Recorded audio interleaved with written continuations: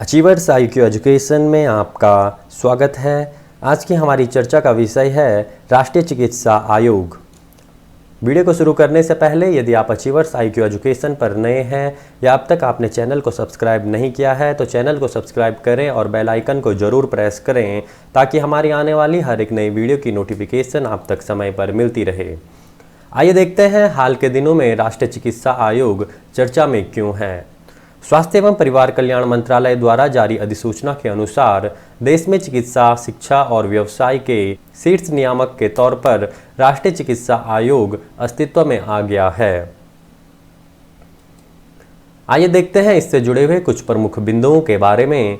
इस प्रकार देश में चिकित्सा शिक्षा का विनियमन अब राष्ट्रीय चिकित्सा आयोग द्वारा किया जाएगा, जिसने दशकों पुरानी संस्था भारतीय चिकित्सा परिषद का स्थान लिया है।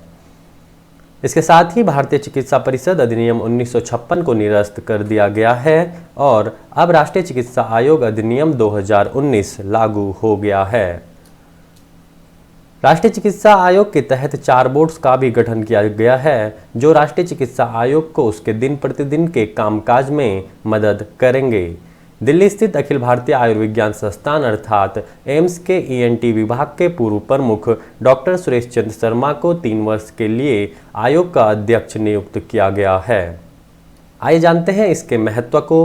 विशेषज्ञों के अनुसार इस ऐतिहासिक सुधार के चलते भारतीय चिकित्सा शिक्षा के क्षेत्र में पारदर्शिता आएगी और गुणवत्तापूर्ण तथा उत्तरदायी व्यवस्था बनाने में मदद मिलेगी।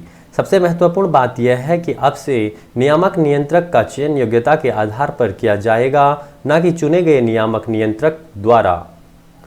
आइए जानते हैं राष्ट्रीय चिकित्सा आयोग अर्थात NMC के बारे में। यदि हम इसके उद्देश्य की बात करें तो राष्ट्रीय चिकित्सा आयोग की स्थापना मुख्यतः चिकित्सा शिक्षा क्षेत्र में सुधार लाने के लिए एक सरकारी कदम के रूप में की गई है। यही ध्यान रखने योग्य बात यह है कि इससे पूर्व सरकार ने भ्रष्टाचार के आरोप के कारण भारतीय चिकित्सा परिषद को समाप्त करने का निर्णय लिया था। यदि हम इसकी संरचना की बात करें तो राष्ट्रीय चिकित्सा आयोग अधिनियम 2019 के अनुसार राष्ट्रीय चिकित्सा आयोग में कुल 25 सदस्य होंगे, जिनकी नियुक्ति एक विशेष समिति की सिफारिश पर केंद्र सरकार द्वारा की जाएगी। इन सदस्यों में एक अध्यक्ष के साथ साथ 10 पदेन सदस्य और 14 अंशकालीन सदस्य शामिल होंगे। आयोग में अंशकालीन सदस्य के तौर पर प्रबंधन, कानून, चिकित्सा, नैतिकता आदि क्षेत्रों और राज्यों तथा केंद्र शासित प्रदेशों द्वारा नामांकित विशेषज्ञों को शामिल किया जाएगा।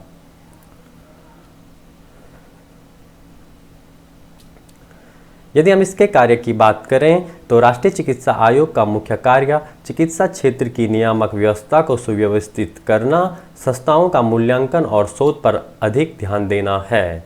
इसके अलावा राष्ट्रीय चिकित्सा आयोग MBBS के उपरांत होने वाली फाइनल ईयर परीक्षा के तौर तरीकों पर निजी चिकित्सा विद्यालयों के शुल्क ढांचे का नियमन करने और सामुदायिक स्वास्थ्य कर्मियों द्वारा प्राथमिक स्वास्थ्य देखभाल उपलब्ध कराने के बारे में मानक तय करने से संबंधित कार्य भी करेगा।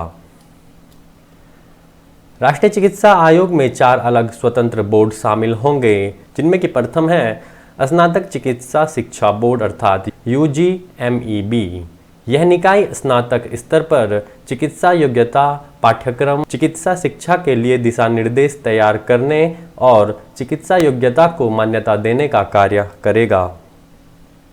इसमें दूसरा बोर्ड होगा स्नातकोत्तर चिकित्सा शिक्षा बोर्ड अर्थात PGMEB।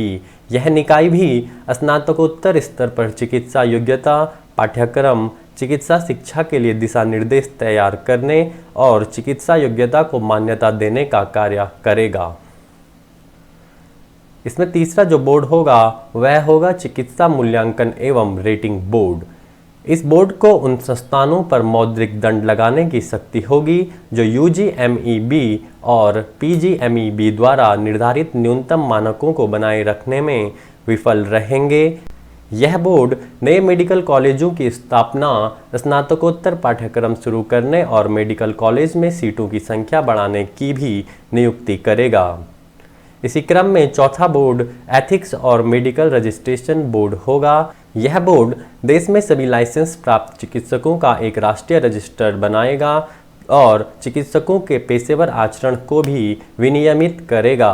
यह बोर्ड देश में सभी लाइसेंस प्राप्त सामुदायिक स्वास्थ्य प्रदाताओं के एक रजिस्टर का भी निर्माण करेगा।